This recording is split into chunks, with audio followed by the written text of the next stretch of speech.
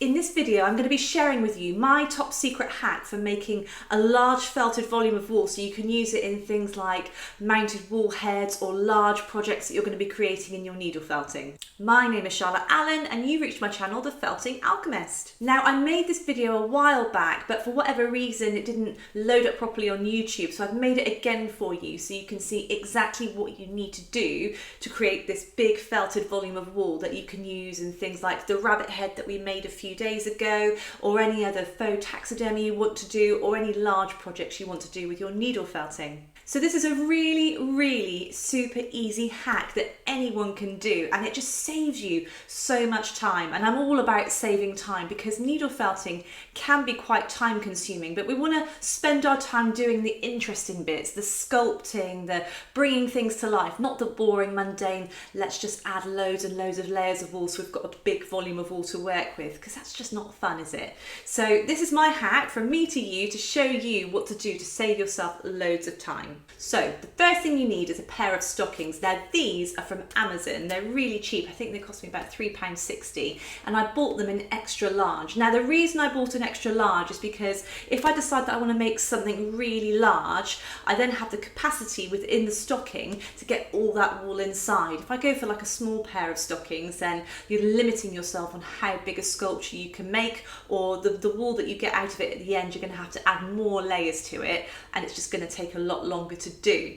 So get yourself a pair of extra large stockings, and they don't need to be expensive. Go for the cheapest ones you can find because you're gonna ruin them in the washing machine anyway, so you don't want to go for anything super expensive. Just something really cheap and cheerful. You could probably find something like Walmart or something like that as well. You don't have to necessarily go to Amazon, but I just find it really convenient because I haven't got an Asda near me, so Amazon is the easiest option for me to order stuff like this. So the next thing you're going to need is you're going to need some core wool. Now I've got some Shetland white here, but you can use any core wool you want to, and it definitely doesn't need to be expensive. The cheaper the better.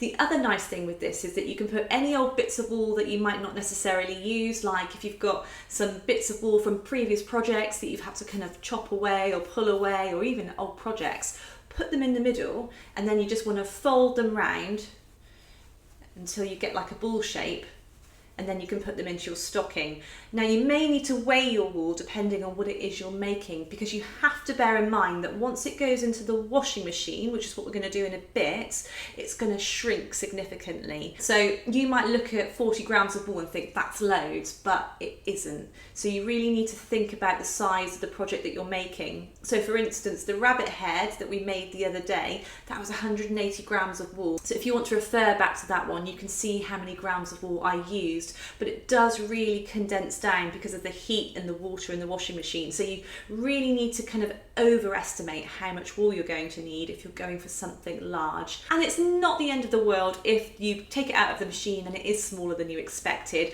All it means is that you're just going to have to felt some more wool on top of it. So it's not really a big drama. It's a bit annoying because you're going to have to spend some time felting more to kind of create that volume, but in the grand scheme of things it's not terrible. It just means it's going to take you a bit more time.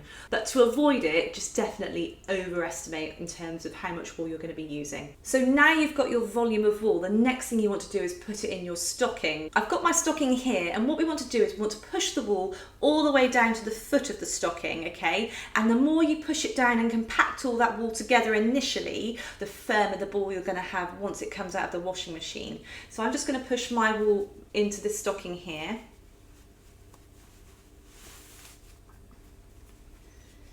And what you don't want to do, you don't want to do this in bits. So you don't want to push this wool in and then add some more, because what will happen is when you take it out of the machine, you'll have all these lines where everything's kind of been joined together and it's not overly secure. So what you want to do is really from the outset get all the wool that you need, as much as possible, inside that core wool, roll it round into that ball shape and then push it down. Try not to kind of do it in bits because it just doesn't work quite as well. So I'm just going to take this all the way down. I tell you what, for £3.60 these stockings are quite robust. They're not bad.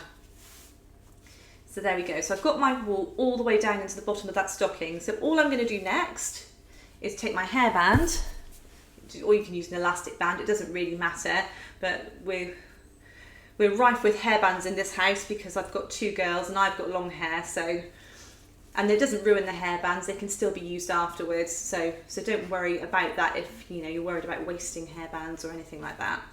So I'm just going to tie it round so it's nice and firm and it's not going to unravel.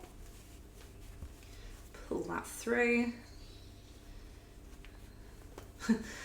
When these arrived, my husband was like, "Oh, you've bought stockings." And I was like, no, these are for the wool. He was very disappointed indeed. Okay, so you want to have something like this, okay? Now, the next thing you want to do is just trim off as close as you can that excess there, because we're going to use that again for some more wool on another day. So we don't want to waste anything. So we're going to keep this, put that back with the rest of our stocking so we can use it again.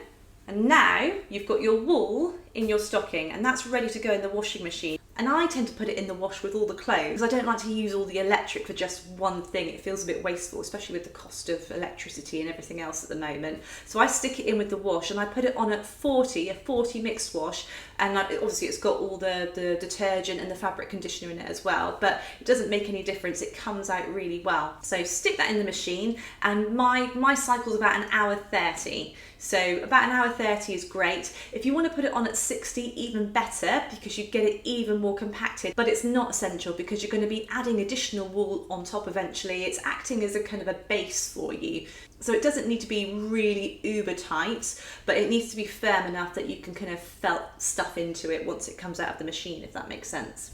So once it's finished in the machine, you should get something out that looks like this, okay? So this ball weighs 64 grams, and I can tell you that when I put it in the machine before I washed it, it looked a lot larger. So it really does compact down. And this is a fox sheep core wool that I've used here, but you can use any old core wool. It doesn't have to be anything special at all. Now, what you'll find when you take it out of the machine, you'll find that a lot of the fibres from the wool come through the stocking and it almost sticks. So you just have to be a bit patient, take your embroidery scissors and just kind of snip a little hole and then just pull it and then just cut it away, and eventually it all comes off. Now, you don't have to, if you don't want to, remove the stocking.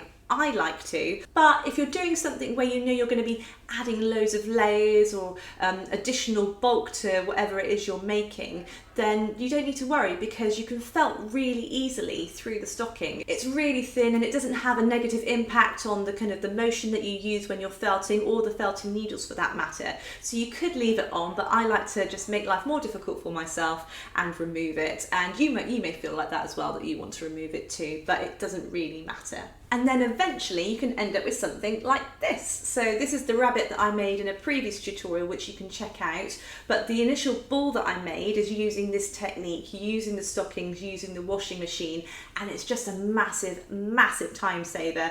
So I definitely recommend giving it a go. So please try it out. Let me know what kind of results you get. Let me know how you find it. I'd be really interested to know. I really hope you found this useful today. Thank you so much for subscribing to my channel, and please like this video because it just gets out to more people then, and I really want to spread the word to all people that are starting out needle felting so they can see these videos and hopefully help them to progress on their needle felting journey. So I will see you tomorrow with another video. Until then, have a lovely day and I will see you soon. Bye.